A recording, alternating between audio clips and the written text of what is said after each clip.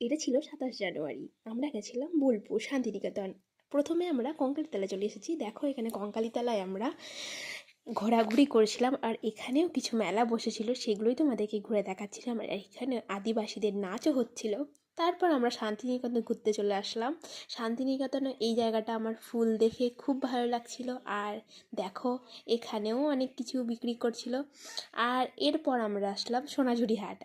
দেখো সোনাঝুরি হাটটা কোটাটা ঘুরিয়ে দেখেছি, দেখাচ্ছি তোমাদের। আর এখানে আদিবাসী নাচও হচ্ছে। আমাকে দেখো এই সবুজ কালারের সোয়েটার পরা ওইটা আমি। আর এখানে আমরা নাচ করছিলাম আদিবাসীদের সাথে।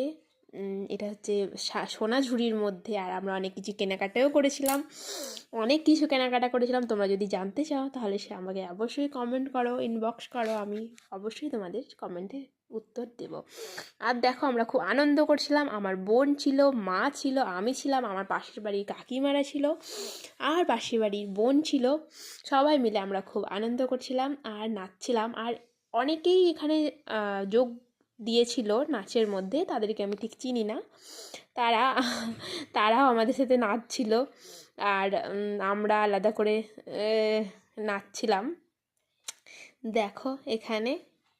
আর আমি অনেক কিছু কেনাকাটাও করেছি তার আগে। আর আমার ফোনটাও হারিয়ে গেছিলো মেলার মধ্যে। গাইস কি বলবো, সত্যি কথা আমার খুব ভয় লেগেছিল যখন আমি ফোনটা হারিয়ে ফেলেছিলাম। আর পুলিশ ক্যাম্পে গেছিলাম, তার ওখান থেকে ওরা আমাকে ফোনটা একজন দিয়ে গেছিলো। তারপর আমার পুলিশ কাকু আমাকে দিলেন ফোনটা আমাকে।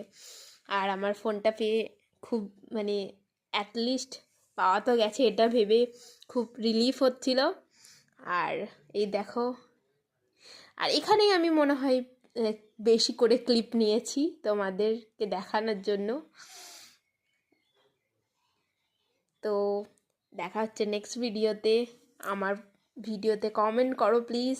আমি কিন্তু কমেন্টই পাই না, অনেকে খুবই কম কমেন্ট পাই। আর আমি তোমাদেরকে অবশ্যই উত্তর দেব কমেন্টের। আমাকে প্লিজ কমেন্ট করো।